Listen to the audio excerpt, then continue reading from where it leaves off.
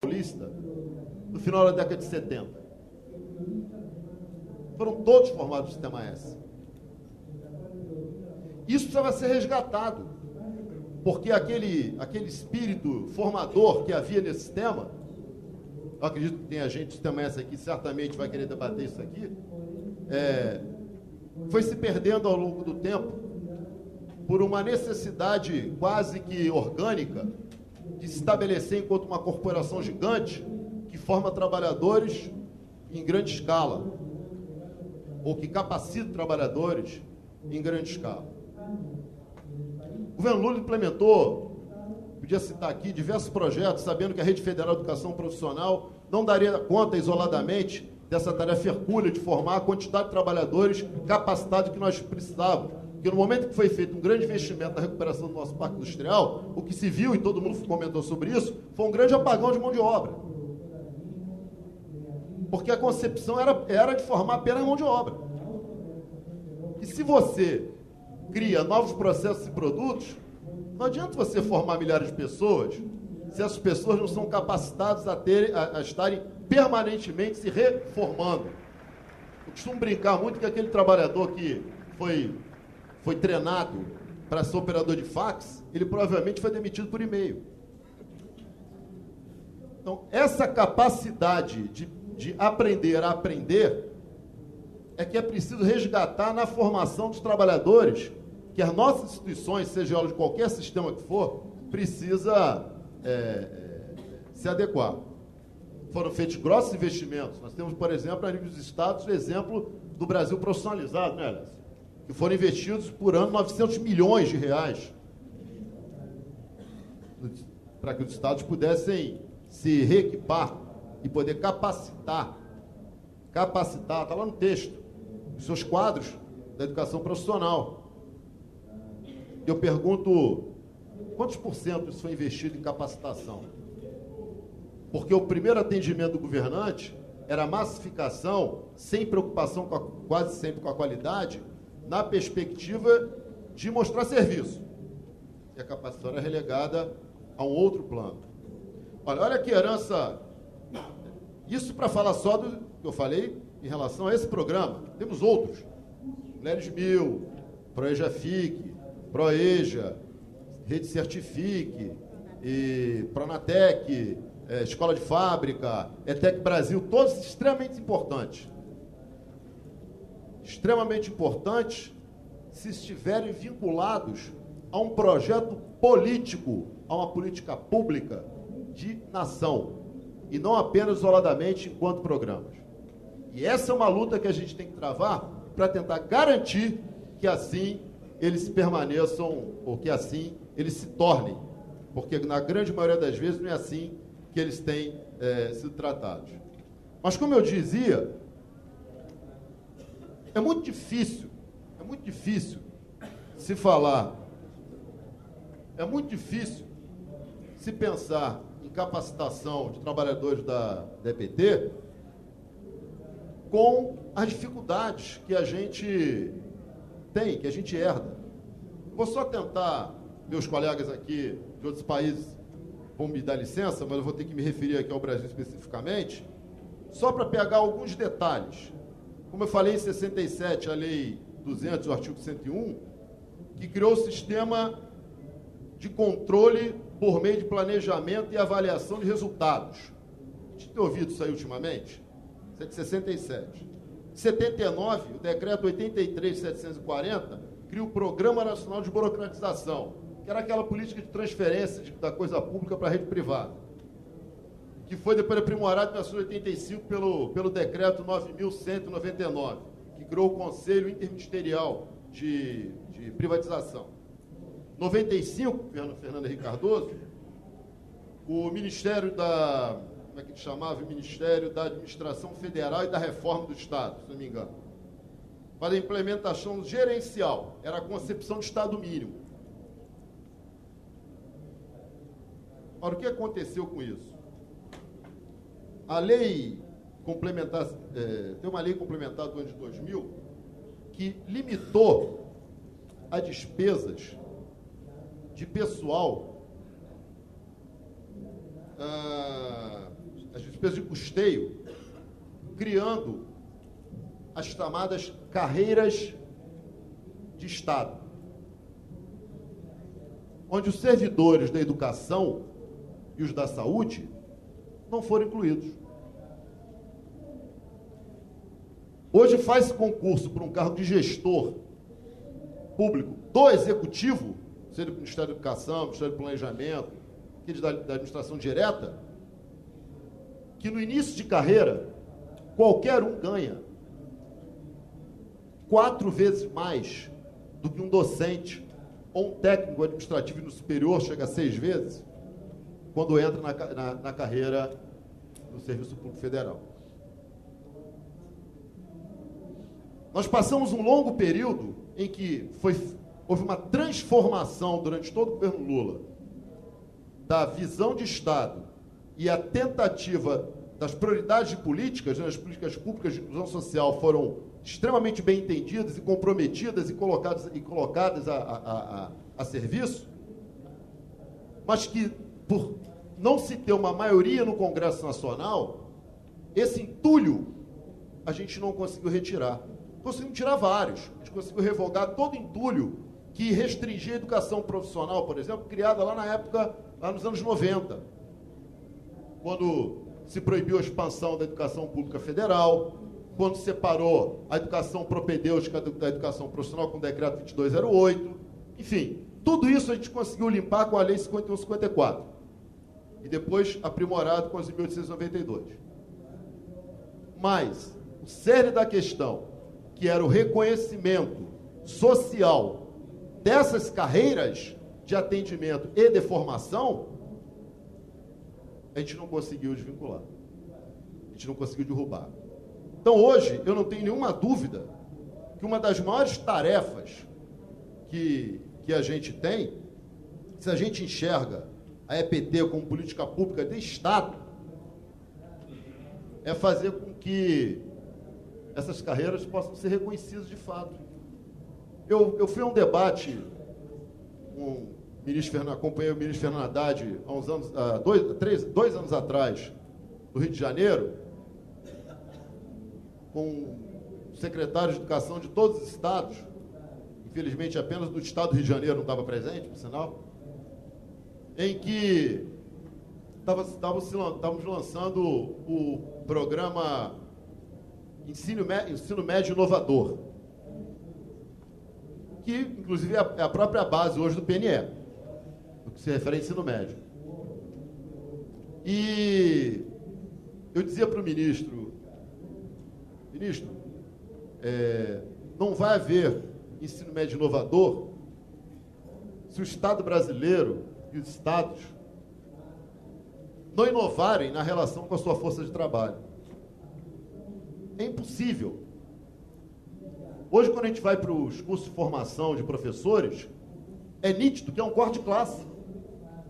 Há um corte de classe nos cursos de formação de professores. O IBGE soltou agora um dado recentemente, os dados lá da microanálise do IBGE, e quando a gente observa a situação funcional dos trabalhadores de educação, eles estão na base da cadeia alimentar. Na base da cadeia alimentar. E o pior, com distinção entre eles. Os docentes de carreiras de disciplinas específicas, e consideradas científicas, como química, física, ainda estão num patamarzinho um pouquinho melhor. Mas quando a gente vai lá para a formação de professores, pedagogia, é a base mesmo, é o último. É o último. Então, isso, estou falando de professor. Eu não estou falando de demais profissionais de educação. Então, ou a gente reconhece isso e tenta criar uma nova visão que possa proporcionar um ambiente de formação, com troca de experiências, que possa traduzir a aprendizagem de uma abordagem gestacional, mas que inclua elementos de treinamento, de capacitação dentro de uma política pública, que tenha uma política permanente de capacitação de professores, mas dentro de uma prática participativa, que se amplie o espaço de democratização e participação democrática na elaboração dos projetos, numa relação dialética com a sociedade.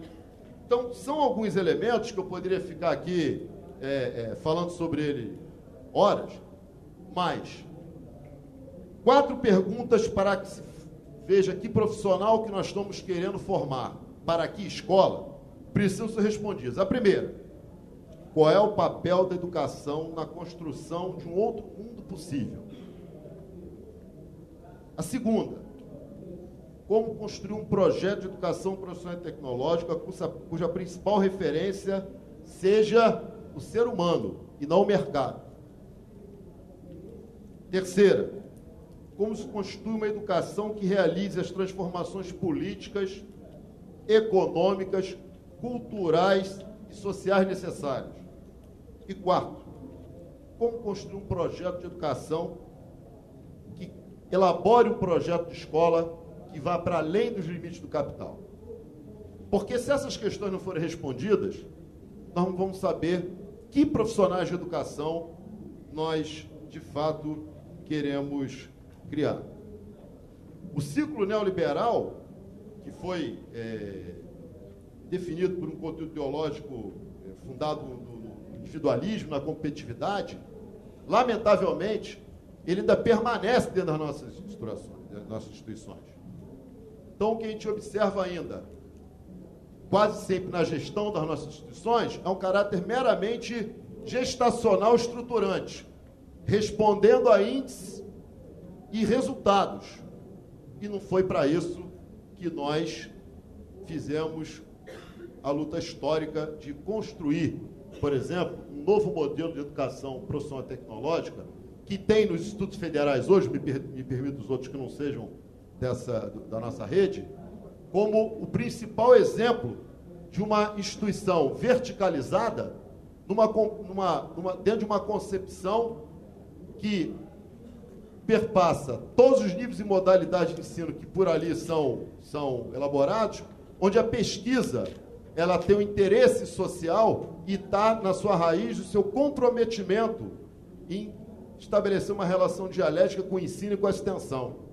Que a extensão não seja só formativa para os que estão internamente, mas seja uma extensão inclusiva, que seja um instrumento de ligação entre a escola e a sociedade, que derrube os muros de fato e que a gente possa trazer aquilo que a sociedade produz de conhecimento lá de fora. Nós achamos que apenas nós somos os detentores do conhecimento e, aprendendo com eles, poder propor de fato um projeto político-pedagógico que seja de interesse social, humanizante e, de fato, com responsabilidade social e sustentável. Muito obrigado.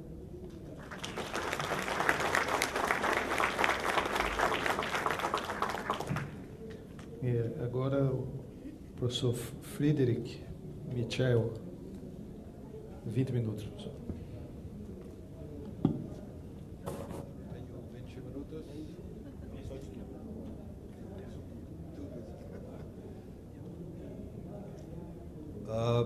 Pode colocar o primeiro slide, por favor?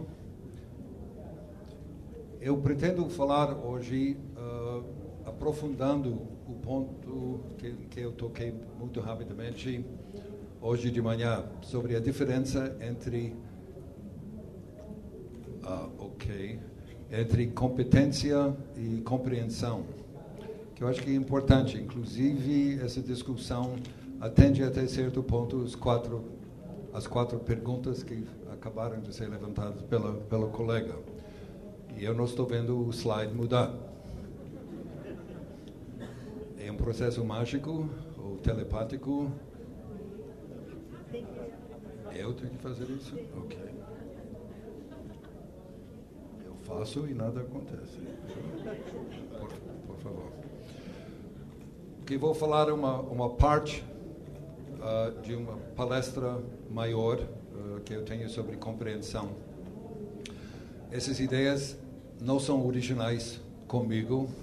Meus gurus nesta área são Carl Bereiter, que eu já mencionei hoje de manhã, da Universidade de Toronto, e sua esposa, que trabalha com ele, Marlene Scardamalha, e nada está mudando na tela. Também o professor Kieran Egan, do Simon Fraser University, do Canadá. E tem cujo nome eu esqueço nesse momento, mas o título do livro fantástico dele é The Limits to Competence, os limites à competência. Você pode achar no Google. Eu já mandei o pendrive, 1h30 atrás.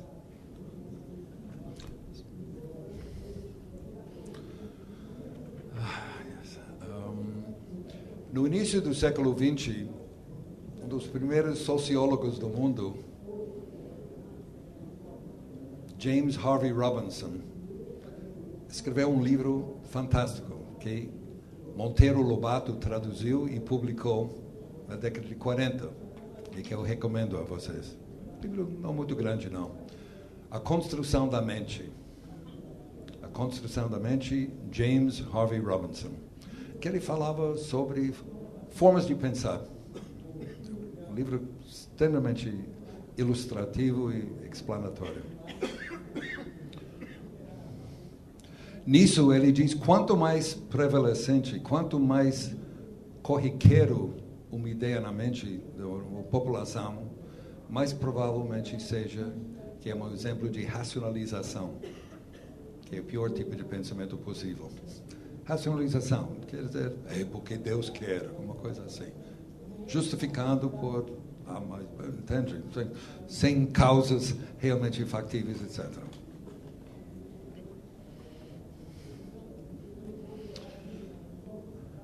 Eu sugiro a vocês, e como eu falei hoje de manhã, eu fui culpado disso durante 10 anos, sugerir que competência é a ordem do dia.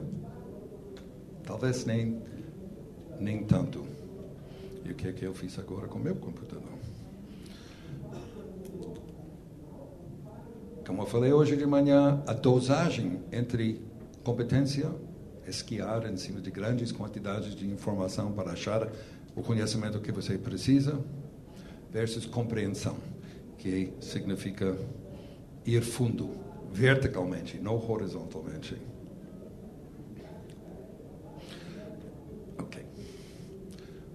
Bom, eu vou falando daqui, é uma pena, porque os slides... Eu dei, o pendrive foi gravado aí, deve ter meu nome, e parece que ninguém está fazendo nada lá atrás. Aí, tá. Tem perigos de um estreitamento da consciência humana quando nós enfatizamos demais competência. É uma tentativa de substituir competência por compreensão.